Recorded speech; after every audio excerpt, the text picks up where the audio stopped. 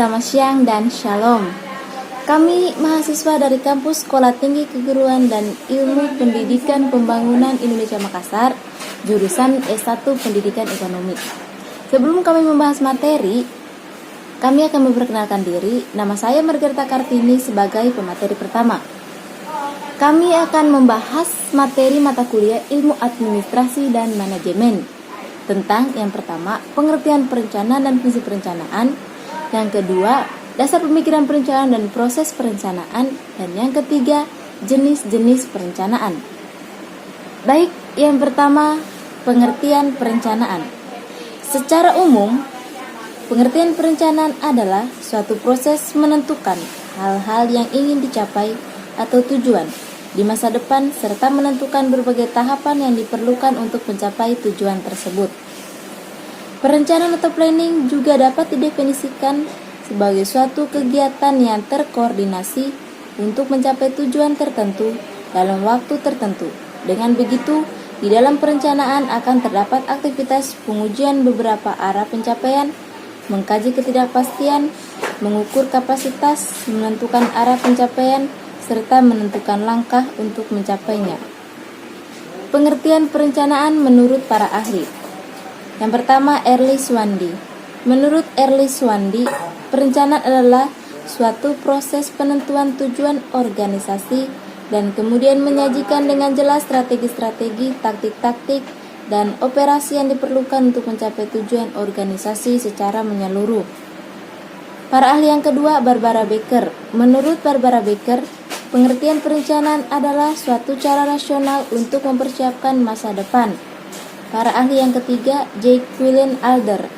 Menurut Alder, pengertian perencanaan adalah suatu proses menentukan apa yang ingin dicapai di masa yang akan datang, serta menetapkan tahapan-tahapan yang dibutuhkan untuk mencapainya. Yang kedua, fungsi perencanaan. 1. Menentukan titik tolak dan tujuan usaha. 2. Memberikan pedoman, pegangan, dan arah. 3. Mencegah pemborosan waktu, tenaga, dan material. 4. Memudahkan pengawasan. Terima kasih. Saya Fridalti Mariana Ica sebagai pemateri kedua. Saya akan menjelaskan tentang dasar pemikiran perencanaan dan proses perencanaan. Dasar pemikiran perencanaan.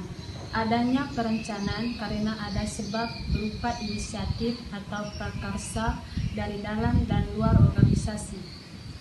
Beberapa sumber lahirnya perencanaan. Yang pertama, quality top management. Puncak pemimpinlah yang mengeluarkan kebijakan. Diadakannya perencanaan karena memang merekalah sebagai pemegang politik. Yang kedua, hasil pengawasan. Berdasarkan hasil pengawasan, terkumpullah sejumlah data dan fakta yang dibuat dalam perencanaan baru yang memperbaiki atau merombak yang pernah dilaksanakan. Yang ketiga, inisiatif dari dalam.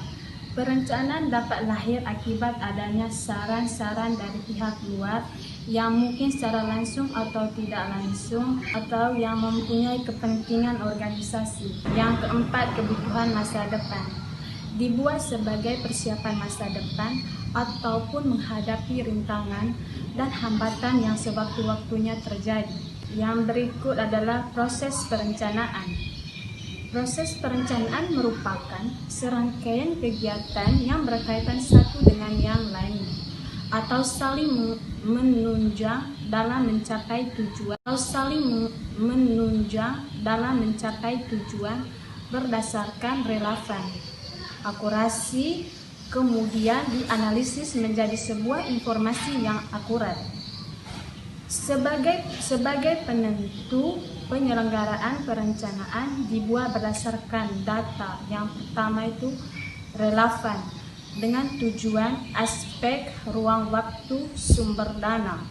Yang kedua, akurasi atau tepat, merupakan analisis sendiri atau data primer maupun data berdasarkan sumber atau data sekunder. Oke, selamat siang semuanya teman-teman. Saya atas nama Gregius Egor. Saya akan membahas materi ketiga.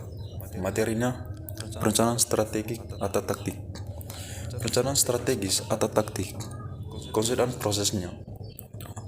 Ya, pengertian perencanaan. Perencanaan strategis adalah kegiatan manajemen organisasi yang digunakan untuk menetapkan prioritas atau memfokuskan energi dan sumber daya memperkuatkan kinerja operasional bahwa karyawan, pemangku, atau kepentingan. Contohnya lainnya bekerja menuju tujuan bersama dan mencapai kesepakatan tentang hasil yang diinginkan serta menyesuaikan arah organisasi saat terjadi perubahan. Terima kasih. Selamat siang untuk kita semua. Saya atas nama Sriantena Agul, pemateri keempat, yang akan bawakan materi jenis-jenis perencanaan yang terdiri dari dua, yaitu perencanaan operasional dan perencanaan tindakan. Perencanaan operasional adalah perencanaan yang memusatkan perhatiannya pada operasi sekarang, atau dalam kata lain jangka pendek dan terutama berkenan dengan tujuan mencapai tujuan tertentu. Perencanaan operasional juga merupakan kebutuhan apa saja yang dilakukan untuk mengimplementasikan perencanaan strategi untuk mencapai tujuan strategi tersebut. Adapun tujuan operasional merupakan jabaran dan tahapan-tahapan untuk mencapai tujuan strategik. Perencanaan operasional disusun oleh unit-unit atau individu staf yang ada pada program yang relevan dan tugas pokok dan fungsinya masing-masing. Ada 3 contoh dari perencanaan operasional. Yang pertama adalah pengembangan kegiatan kurikuler, yang kedua pengembangan kegiatan kesiswaan, yang ketiga peningkatan kerjasama dengan masyarakat. Adapun juga fungsi dari perencanaan operasional, yang pertama menjamin bahwa program pengembangan akan terrealisasi dalam kegiatan operasional sekolah sehari-hari. Dan yang kedua, pedoman pelaksanaan kegiatan semester, bulanan atau mingguan dan harian. Dan yang ketiga, justifikasi rinci penyusunan rencana. Perencanaan operasional yang khas, yang pertama, perencanaan produksi atau production plan, perencanaan yang berhubungan dengan metode dan teknologi yang dibutuhkan dalam pekerjaan. Dan yang kedua, perencanaan keuangan atau financial plan, perencanaan yang berhubungan dengan yang dibutuhkan untuk aktivitas operasional. Dan yang ketiga, perencanaan fasilitas yang berhubungan dengan fasilitas dan layout pekerjaan yang dibutuhkan untuk mendukung tugas. Dan yang keempat, perencanaan pemasaran yang berhubungan dengan keperluan penjualan dan distribusi barang. Dan yang kelima, perencanaan sumber daya manusia yang berhubungan dengan penyelesaian dan penempatan orang-orang dan berbagai pekerjaan. Sekarang perencanaan tindakan.